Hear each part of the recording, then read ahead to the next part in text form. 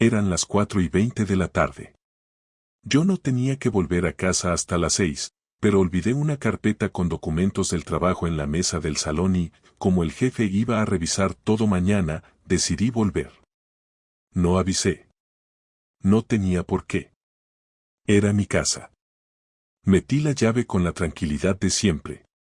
Ni siquiera hice ruido al entrar. Iba pensando en los malditos informes, en si podría acabarlos esa noche después de cenar. Cerré la puerta, solté las llaves en la bandeja de la entrada y caminé hasta el salón. Y ahí lo vi. Un tipo. En mi sofá. Sentado. Relajado. Piernas cruzadas. Zapatillas deportivas en el suelo. Calcetines negros. Camiseta blanca ajustada, brazos marcados. Pelo corto, barba de 3 días. Y lo peor, una Coca-Cola en la mano. Abierta. En mi vaso de cristal. Tardé unos segundos en reaccionar. No entendía nada. Pensé, ¿obrero? ¿Primo de Laura? ¿Compañero del trabajo? Pero no era ninguno de esos. Era un desconocido. Él me miró con la tranquilidad de quien no tiene absolutamente nada que esconder. Me levantó la barbilla como si fuéramos viejos conocidos y dijo, con una sonrisa tranquila. Hola, tú debes de ser Iván. No respondí. El corazón me bombeaba a toda velocidad, como si me hubieran pegado un susto. Fui directo al pasillo. Subí las escaleras. Y cuando llegué al dormitorio, ella estaba ahí. Laura. Mi mujer. En bragas. Sujetador. Y el pelo todavía húmedo. Me vio y se congeló. Literal. Como si no esperara verme jamás en ese momento. Como si, durante esos segundos, no supiera si gritar, correr o llorar. ¿Qué coño está pasando aquí? Le solté.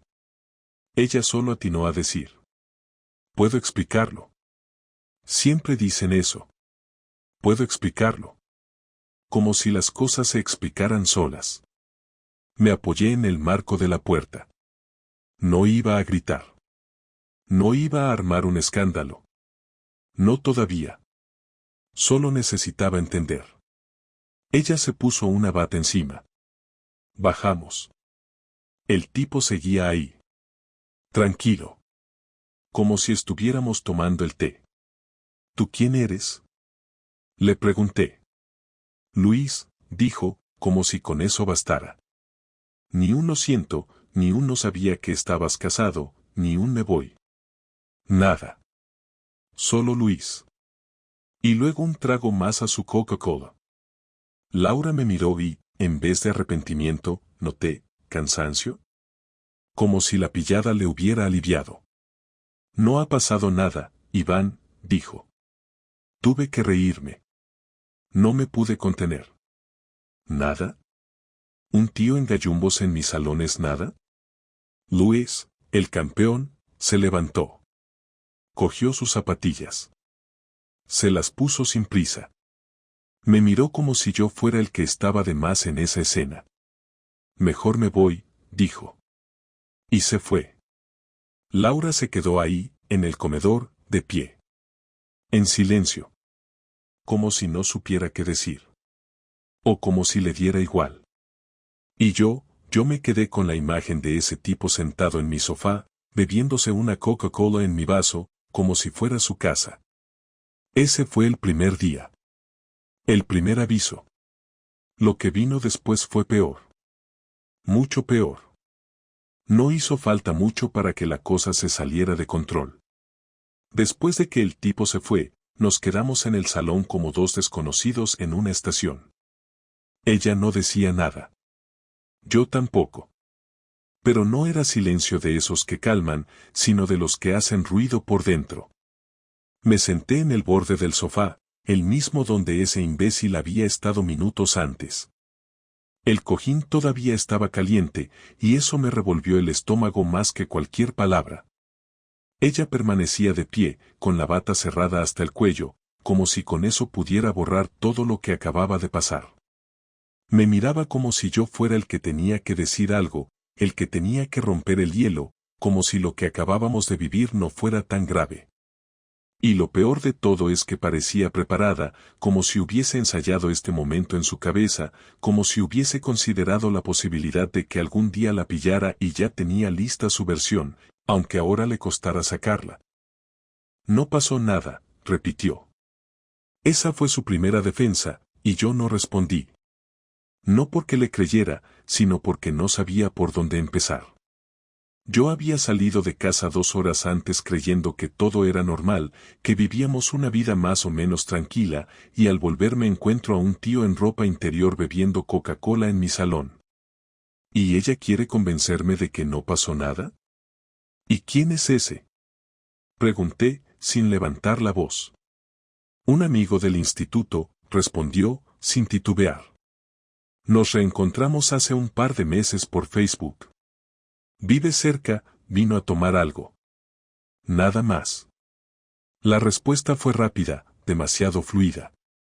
Sonaba a frase repetida. Me la soltó con una seguridad que solo tienen los que ya han ensayado antes. Pero lo que más me jodió no fue lo que dijo, sino cómo lo dijo. Como si yo fuera idiota. Como si ver a un tipo medio desnudo en mi casa fuera algo que se pudiera justificar con un vino a tomar algo. ¿Y por qué estaba medio en pelotas? Porque se manchó la camiseta con Coca-Cola, dijo, sin reírse, sin cambiar la cara. Se la quitó y se la estaba secando. Me pasé la mano por la cara, intentando procesar todo eso sin romper nada. Ella seguía parada frente a mí, como si estuviera esperando que yo aceptara esa versión y pasáramos a otra cosa. Pero no podía. Porque el problema no era solo el tipo, ni siquiera que lo hubiera metido a la casa. El problema era el descaro. El desprecio absoluto a mi inteligencia. ¿Y te parece normal invitarlo un martes por la tarde mientras yo estoy trabajando? No fue planeado, dijo. Estaba por la zona, me escribió, y le dije que pasara un rato. ¿Y si no vuelvo por los documentos? No estaríamos teniendo esta conversación, supongo. Esa frase fue como una bofetada. No pidió perdón, no mostró miedo, ni vergüenza. Estaba completamente en paz. O ya le daba igual todo. Ahí entendí que lo que estaba pasando no era un desliz, no era un error, ni siquiera una traición caliente y espontánea. Era otra cosa. Frialdad. Desconexión. Indiferencia. No soy tonto. No tenía pruebas, pero tampoco las necesitaba. No me hacía falta pillarlos en la cama, ni ver fotos, ni revisar el móvil. El tipo estaba cómodo. Demasiado cómodo. Solo eso ya lo decía todo. No era la primera vez. Lo supe con total claridad. Y ella lo sabía también. Pero decidió seguir con el teatro, quizás esperando que me tragara la versión oficial y me callara la boca para no romper la estructura cómoda que habíamos construido. ¿Y Dani? Pregunté entonces, porque de pronto me vino a la cabeza la posibilidad de que nuestro hijo hubiera estado ahí. Está en casa de mi hermana, dijo, con un tono que parecía reprocharme la pregunta. ¿Le preparaste el terreno al tipo? Ahí sí que se le torció la cara. Se cruzó de brazos y me miró con ese gesto que pone cuando se siente atacada, como si fuera ella la víctima. No seas ridículo, Iván. Ridículo es abrir la puerta de mi casa y encontrarme a un tío medio desnudo como si fuera suya. ¿Eso no te parece ridículo? Se encogió de hombros, como si ya no le quedaran argumentos. Caminó hasta la cocina y se sirvió un vaso de agua. No me ofreció. Ni me miró. Estaba todo dicho, y sin embargo no habíamos dicho nada realmente. ¿Hace cuánto? Solté. ¿Qué? ¿Hace cuánto que te acuestas con él? Guardó silencio unos segundos, luego suspiró. No me he acostado con él. Laura. No me he acostado con él, insistió. Pero sí, nos hemos visto varias veces. ¿Y para qué? Porque me hace sentir viva. ¿Te sirve esa respuesta? Me hizo falta quedarme callado para no hacer una locura. No porque me doliera lo que dijo, sino por cómo lo dijo. Como si fuera culpa mía. Como si yo la hubiera obligado a buscar algo afuera. El descaro era absoluto. La frialdad también. Y no lloraba. Ni una lágrima. Yo era el que tenía el nudo en la garganta, el que estaba temblando, el que no sabía qué hacer con las manos. Ella, en cambio, estaba tranquila, como si finalmente pudiera respirar. Entonces, ¿qué quieres que haga? Pregunté. No sé. Supongo que lo que quieras. Pero no voy a pedir perdón. No lo siento. Me levanté, agarré mis llaves, y salí. No dije nada más. No grité. No lloré. Solo salí. Caminé sin rumbo durante más de una hora, con el corazón hecho polvo y la cabeza girando sin parar. Me senté en un banco, llamé a Dani, le pregunté cómo estaba. Me dijo que quería quedarse a dormir en casa de su prima. Le dije que perfecto. No podía con él ahora. No sabía cómo explicarle lo que estaba pasando. No sabía si debía hacerlo. Esa noche dormí en casa de mi hermano. No le conté nada. Solo le dije que Laura y yo habíamos discutido fuerte. Él no preguntó. Me dejó el sofá cama del salón y un par de mantas. Dormí poco. Pensé demasiado. El problema no era solo que ella estuviera con otro. El problema era que ya no le importaba ni disimular. Que ya no había nada que proteger. Ni la relación. Ni el hijo. Ni a sí misma. Eso era lo que dolía. Al día siguiente volví a casa con un solo objetivo, enfrentarla de verdad. No para discutir. No para buscar explicaciones. Sino para dejar claro que esto no iba a quedar así. Volví a casa el miércoles por la tarde. No sabía exactamente qué iba a decir, pero tenía claro que no iba a dejar que lo que había pasado se barriera debajo de la alfombra como si nada. Entré sin llamar, sin escribirle antes, y no porque quisiera pillarla en algo, sino porque no tenía ninguna intención de que se preparara para fingir otra vez. Al abrir la puerta, lo primero que sentí fue ese vacío que solo se nota cuando ya no te sientes en tu casa. Todo estaba en orden, limpio, en silencio, pero algo se había roto. Me quité los zapatos como siempre y los dejé en el zapatero. Caminé hasta el salón. Ella estaba sentada en el sofá, con el portátil en las piernas, como si no hubiera pasado absolutamente nada. Me miró al verme entrar, y lo que vi en su cara fue una mezcla de sorpresa y resignación, como si no esperara verme tan pronto, pero tampoco le molestara. «Has vuelto», dijo, sin quitar la vista del portátil.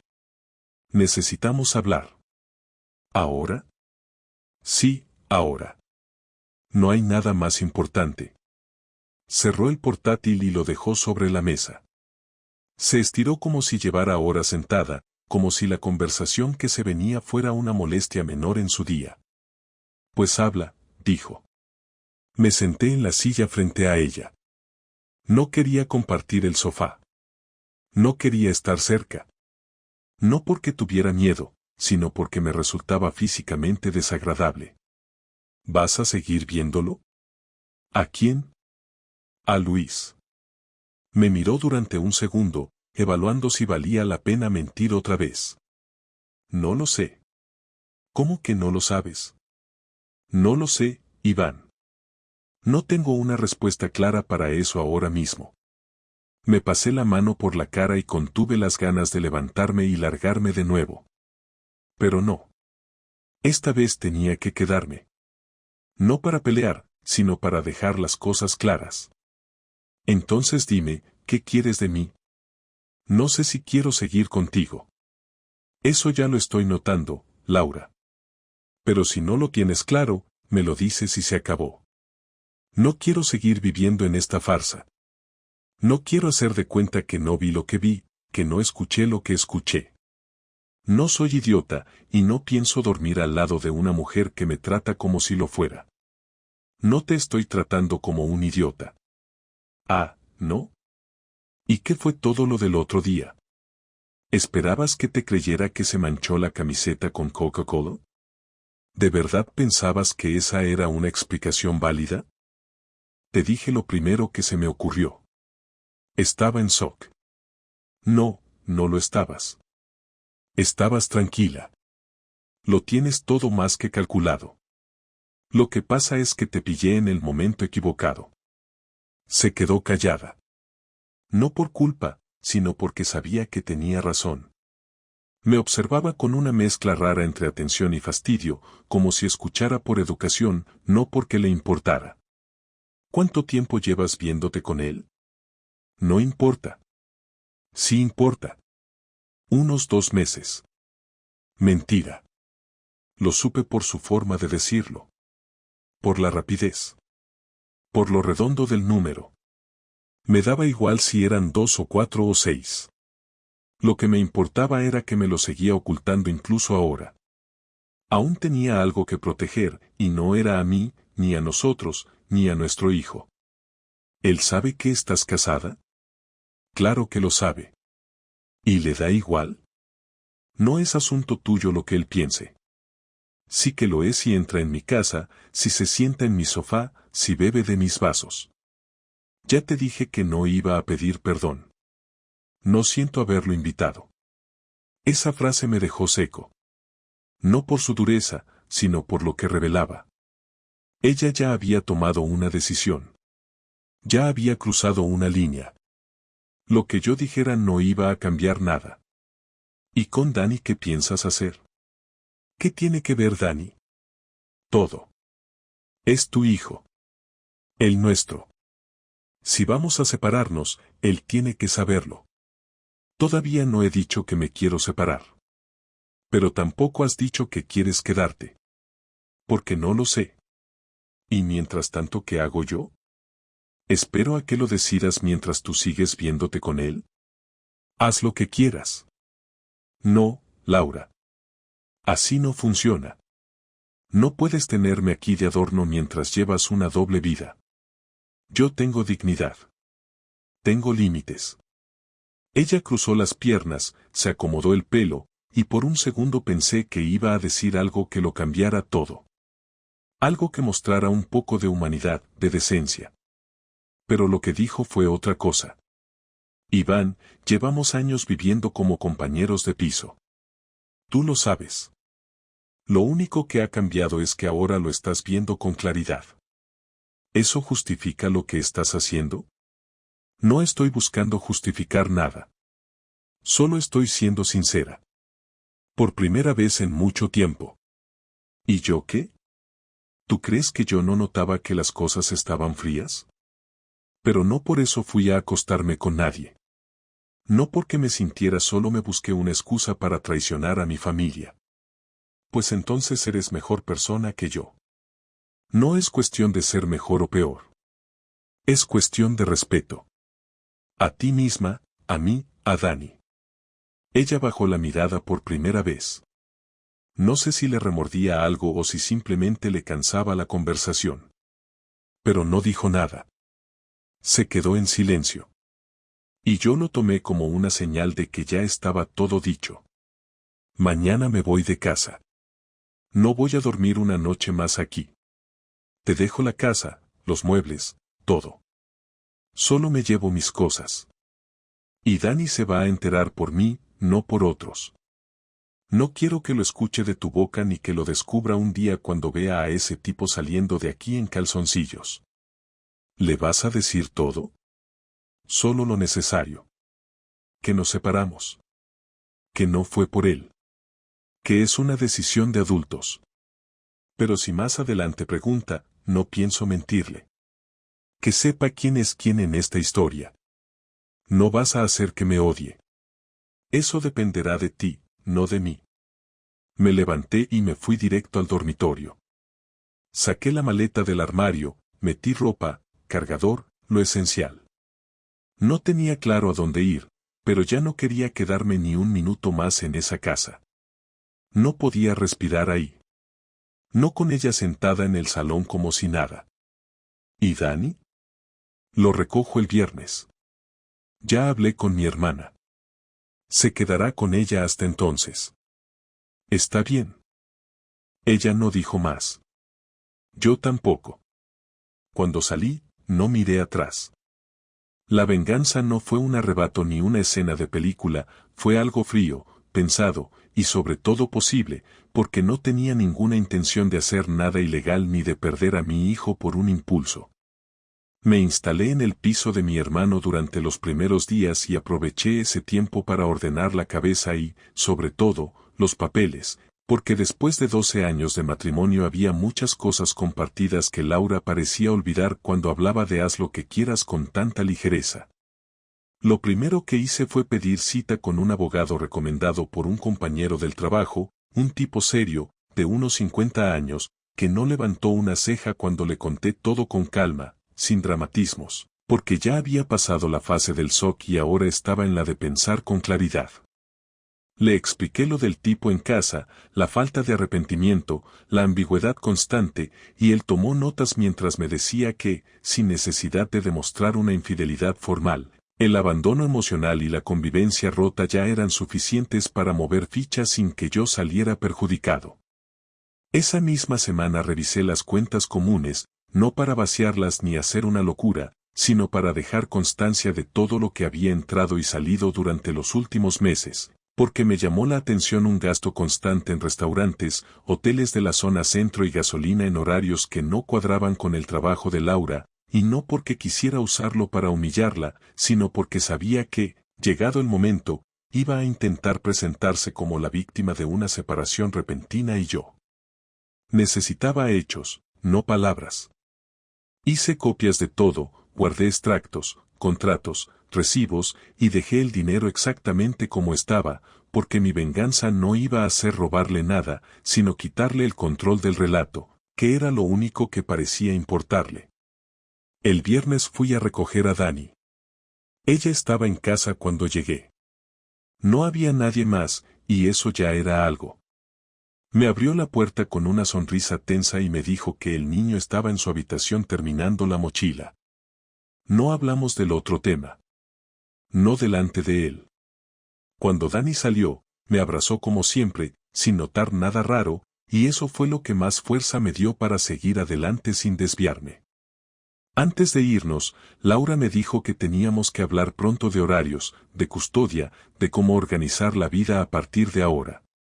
Le dije que su abogado hablaría con el mío, y ahí vi por primera vez algo parecido a inquietud en su cara, porque hasta ese momento creo que pensaba que yo iba a improvisar, a reaccionar, a moverme según su estado de ánimo, y no según un plan.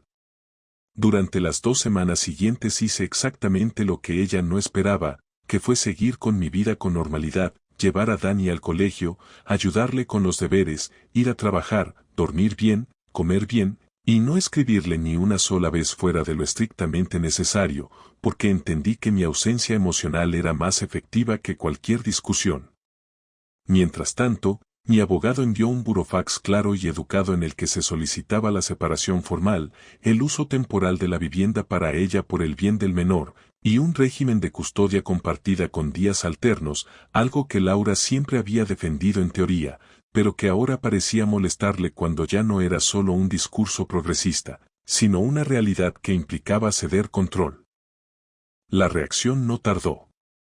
Me llamó una noche, bastante alterada, diciéndome que no entendía por qué estaba haciendo todo tan frío, tan legal, tan distante, como si fuéramos enemigos. Le contesté con calma que no éramos enemigos, pero que tampoco éramos pareja, y que lo que estaba haciendo era protegerme y proteger a nuestro hijo, porque alguien tenía que hacerlo. Me dijo que estaba exagerando, que no había pasado nada tan grave, que no se había acostado con él en nuestra cama, como si eso fuera una línea moral tranquilizadora. Le dije que el problema no era dónde ni cómo, sino que había metido a un desconocido en nuestra casa y había actuado como si yo sobrara, y que eso no se arreglaba con palabras. A los pocos días, su instituto recibió una notificación formal, porque el tipo con el que se veía no era solo un amigo reencontrado, era un antiguo alumno con el que había retomado contacto de forma poco adecuada, algo que yo descubrí no por espiar, sino porque él mismo me escribió un correo largo y torpe, intentando explicarse, diciendo que Laura le había dicho que estábamos separados desde hacía tiempo, que no quería problemas, que no pretendía dañar a nadie.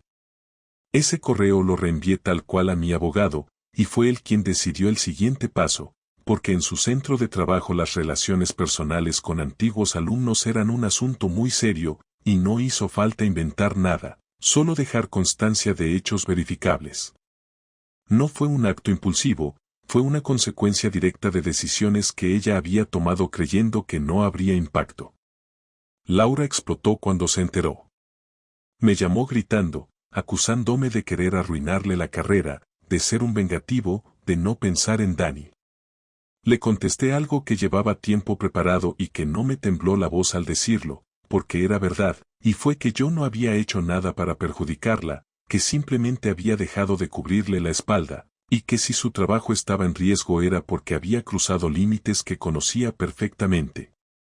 Le dije también que Dani no necesitaba una madre intocable, necesitaba una madre responsable, y que eso no se negociaba. No la bloqueé, no la insulté, no la expuse en redes ni llamé a su familia para contar nada, porque mi venganza no era pública ni ruidosa, era efectiva, y consistía en obligarla a enfrentarse a las consecuencias reales de sus actos sin que yo me manchara las manos. Acepté la custodia compartida, pagué lo que correspondía, mantuve las formas en todo momento, y cada vez que intentaba provocar una reacción emocional, yo respondía con silencio o con una frase clara y neutra que no le daba nada a lo que agarrarse. Una tarde, semanas después, me pidió vernos para hablar en persona, sin abogados, sin reproches, solo para cerrar cosas. Acepté. Nos sentamos en un bar tranquilo, lejos de casa. Me dijo que no pensó que yo reaccionaría así, que creyó que discutiríamos, que yo gritaría, que al final lo arreglaríamos o lo dejaríamos pasar. Le dije que eso mismo demostraba lo poco que me conocía ya. Me preguntó si todo aquello había sido mi venganza. Le respondí que no, que mi venganza fue dejar de quererla, porque todo lo demás fue simplemente poner límites donde ella había decidido que no existían. Se quedó callada. No lloró. Yo tampoco. Pagamos cada uno lo suyo y nos fuimos por separado. No fue inmediato, pero después de aquella reunión en el bar supe que no había vuelta atrás. Laura no lo dijo con esas palabras, pero quedó claro que para ella todo esto ya estaba archivado en el cajón de los errores que no piensa desenterrar, como si cada uno pudiera escribir su versión y guardarla sin más. A los pocos días, me escribió un mensaje largo, como si quisiera dejar constancia de que había hecho el esfuerzo de reflexionar, donde decía que aunque no compartía la manera en que yo había llevado las cosas, entendía que no había sido fácil para mí, que se daba cuenta de que las cosas no se arreglaban y que lo mejor era asumir que habíamos tomado caminos distintos. No contesté, no porque no tuviera nada que decir, sino porque ya estaba todo dicho. Me centré en Dani, en nuestro nuevo horario, en adaptarme a una rutina sin tener que pisar una casa en la que antes todo olía a presencia compartida y ahora solo quedaban restos de decisiones que no me correspondían. Empecé a ver que la vida, por mucho que se rompa en pedazos, sigue avanzando sin darte opción a quedarte parado. Durante un tiempo intentamos mantener una relación lo más civilizada posible por Dani. Él no entendía del todo lo que había pasado, pero tampoco preguntaba. Era como si, en su mente, la idea de que sus padres vivieran en casas distintas no fuera tan rara. Cada vez que lo recogía, me abrazaba con la misma naturalidad de antes y me hablaba de sus cosas sin notar rencor, sin mostrar tristeza, y eso me daba algo de paz, aunque también me dolía saber que estaba creciendo acostumbrado a la distancia. Un día, mientras volvíamos del colegio, me soltó una frase que no me esperaba. Me dijo, «Papá, tú estás más contento ahora, ¿verdad?» Le pregunté por qué decía eso y me respondió que ya no me veía cansado, que ya no discutía con mamá. Me quedé callado unos segundos y luego le dije que a veces las personas tienen que tomar decisiones difíciles para poder estar mejor. Él asintió como si lo entendiera, aunque sabía que no era así del todo, pero lo importante era que no lo viviera como una tragedia, sino como un cambio más. Laura y yo cruzábamos mensajes de vez en cuando, pero solo por temas prácticos. Cuando recogía a Dani, si tenía médico, si había que comprar algo para el colegio. Nada más. Ella mantenía ese tono amable y funcional, como si nunca hubiera pasado nada fuera de lugar, como si no hubiéramos vivido juntos 12 años, como si no hubiera destrozado todo por una relación que, por lo que sabía, ya ni siquiera existía. Un amigo común me dijo que al poco tiempo de que yo me fuera de casa, Luis desapareció del mapa. No sé si fue decisión de ella o de él, y tampoco me interesó averiguarlo. Lo que me pareció interesante fue ver que todo lo que había armado para justificar sus decisiones se había esfumado en cuestión de semanas. Ya no hablaba de sentirse viva, ni de recuperar su libertad, ni de construir algo nuevo. Volvió a su rutina, a su trabajo, a su papel de madre de Dani, pero sin el teatro. Eso era todo. Un día, unos 3 meses después, me pidió que nos viéramos. No puso excusas ni adornos. Me escribió y me dijo, ¿podemos hablar en persona? Solo una vez más. Me gustaría decir algunas cosas. Dudé en aceptar. No porque tuviera miedo de lo que fuera a decir, sino porque no sabía si valía la pena. Pero accedí. Nos vimos en el mismo bar de la vez anterior. Ella llegó puntual, sin maquillaje, con una expresión seria. Me saludó con un gesto de cabeza y se sentó. No pidió nada. Yo tampoco. Se quedó mirándome unos segundos, como si esperara que yo le preguntara por qué estábamos ahí, pero no dije nada. Entonces habló. No quiero volver contigo, dijo directamente. No quiero que pienses que vengo a pedirte nada. Asentí en silencio. Esperé a que continuara. Solo quería decirte que lo siento. No por lo que hice, porque ya sabes que no me arrepiento en ese sentido. Pero sí por cómo lo manejé todo. No medí las consecuencias. Pensé que podría controlarlo. Y no fue así. No respondí. Solo la miraba, tratando de entender cuál era el propósito de esas palabras. Me equivocaba cuando pensaba que tú ibas a explotar, a humillarme, a hacer un escándalo. Esperaba algo así porque necesitaba justificar lo que estaba haciendo. Pero lo que hiciste fue peor. Me dejaste sola con todo. No me diste nada a lo que agarrarme.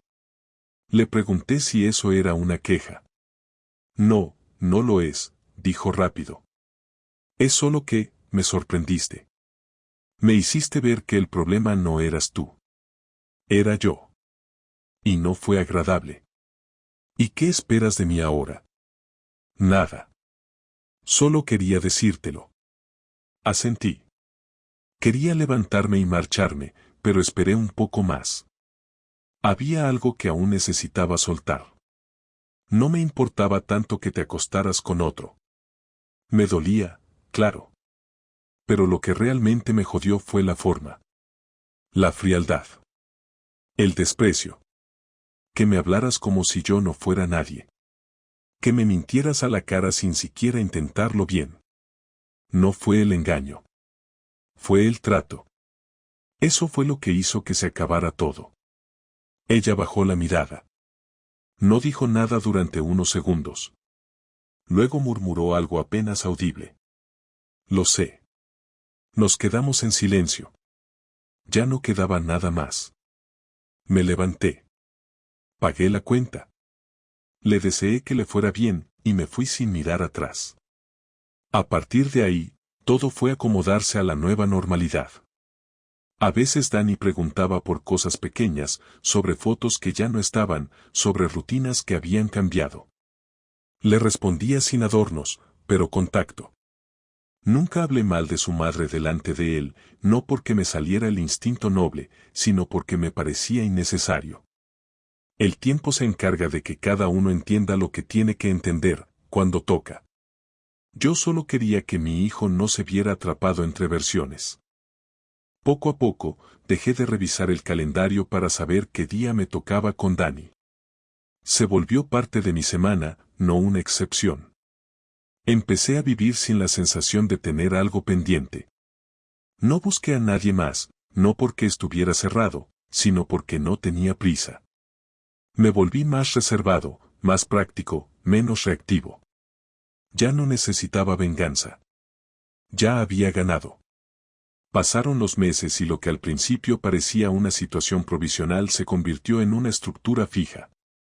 Laura y yo no volvimos a hablar más allá de los intercambios necesarios para organizar la vida de Dani, que ahora se había acostumbrado por completo a la dinámica de tener dos casas, dos rutinas, dos espacios distintos. No notaba resentimiento en él, pero sí un tipo de distancia nueva, como si supiera que había cosas que ya no se podían preguntar. No le oculté lo que pasó, pero tampoco se lo conté con detalles. Un día, en el coche, después de dejarlo en casa de su madre, me dijo que sabía que ella había tenido a alguien. Le pregunté cómo lo sabía, y me dijo que lo escuchó una vez mientras hablaba por teléfono con una amiga. Me preguntó si eso había sido la razón por la que nos separamos, y le dije que sí, pero también le dije que no era solo por eso, que había muchas cosas que ya no funcionaban, y que separarse había sido la decisión más sana. Me miró sin decir nada más, bajó del coche y entró en el portal. No volví a sacar el tema, ni él tampoco. Mi rutina empezó a ser cada vez más estable. El piso en el que me quedé, que al principio era solo un lugar de paso, se convirtió en mi espacio. Fui comprando cosas poco a poco, no por necesidad, sino para marcar territorio. No quería que pareciera un sitio vacío, sin vida. Quería que Dani sintiera que ahí también estaba su casa, no solo el lugar donde se quedaba cuando le tocaba estar conmigo. Puse fotos en la pared, una pequeña estantería para sus libros, una tele decente en el salón, y le dejé una copia de la llave por si alguna vez necesitaba entrar cuando yo no estuviera. Me gustaba verlo moverse por ahí con la misma naturalidad que tenía antes en la casa de siempre.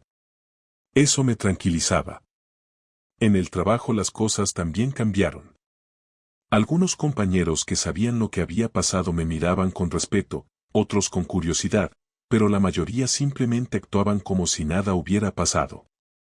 Me enfoqué en sacar adelante los proyectos pendientes, me ofrecí para cubrir algunos turnos complicados y terminé ganándome un ascenso que llevaba tiempo esperando.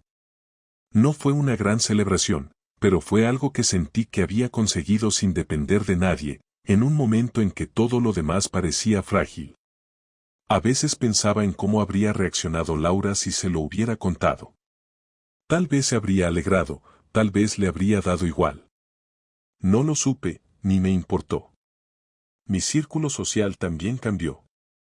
Algunos amigos que eran más cercanos a Laura se fueron alejando, no porque yo los apartara, sino porque el contacto dejó de tener sentido. Otros, los más antiguos, me apoyaron sin necesidad de grandes gestos, simplemente estando ahí, invitándome a tomar algo, llamándome de vez en cuando, sin hacer preguntas incómodas. Con mi familia fue distinto. Mi madre, que nunca fue de meterse en mis asuntos, me dijo que lo único que le importaba era que Dani estuviera bien. Mi hermano me ayudó mucho al principio, pero luego también retomó su vida, y eso me obligó a depender solo de mí mismo, lo cual me vino bien. Un día, caminando por el centro, me crucé con Laura. Fue de casualidad, un sábado por la mañana. Ella iba con una bolsa de la compra y unos auriculares puestos. Me vio, se los quitó, y nos saludamos con un gesto seco. No hubo conversación, ni intención de tenerla. Cruzamos dos frases, ella me dijo que Dani había olvidado una chaqueta, yo le dije que se la pasaría el lunes. Cada uno siguió por su camino. Ese fue el momento en que entendí que ya no quedaba nada. No había rencor, pero tampoco quedaba afecto. Era solo una persona más que cruzas en la calle. Y me pareció justo. No volví a saber de Luis, y tampoco quise saber. Para mí era irrelevante. No me interesaba si seguía viéndose con Laura, si había desaparecido o si era simplemente un error más en una cadena de decisiones mal tomadas. Lo que me importaba era que yo había salido de eso sin perderme, sin convertirme en alguien que no reconociera. Había sentido rabia, claro, pero no dejé que me definiera. Había tenido pensamientos oscuros, pero no les di espacio. Mi venganza fue mi vida ordenada, limpia, y sobre todo, mía. Un sábado por la noche, después de dejar a Dani con su madre, me quedé solo en casa. Encendí la tele, pero no puse nada. Me serví un café y me senté en el sofá. Pensé en todo lo que había pasado desde aquella tarde en que encontré a un tipo desconocido sentado en mi salón como si fuera su casa. Pensé en cómo un detalle tan absurdo fue el principio de un cambio irreversible. Pensé en lo rápido que puede desmoronarse una relación cuando uno de los dos decide que ya no importa lo que el otro siente. Pensé en la cantidad de señales que había ignorado durante años, en las veces que Laura me habló sin decirme nada, en las veces que yo la escuché sin prestarle atención. No se trataba de justificar nada, pero sí de entender que las cosas no se rompen en un solo día, que hay grietas pequeñas que se acumulan, que hay silencios que pesan más que cualquier discusión. A esa altura ya no buscaba respuestas. Lo que quería era no volver a cometer el mismo error de confiar sin ver, de quedarme en sitios por costumbre, de creer que el amor justifica todo. Había aprendido a poner límites, a decir que no, a no disculpar lo que no tiene arreglo. Eso me parecía suficiente. No necesitaba cerrar el ciclo con una gran lección ni con una nueva relación que me devolviera la fe en nada. Estaba bien así. No era perfecto, pero estaba bien. Con el tiempo, entendí que no todos los que engañan lo hacen por maldad, pero si todos deciden cruzar la línea. Laura no fue una villana, ni yo fui una víctima perfecta. Fui un tipo que confió y que no se lo esperó. Ella fue alguien que eligió mal, que actuó sin pensar en las consecuencias. Y ya está. No hay más. No quiero escribirle un final a esta historia que no sea este, seguimos adelante. Cada uno por su lado. Con todo lo que eso implica.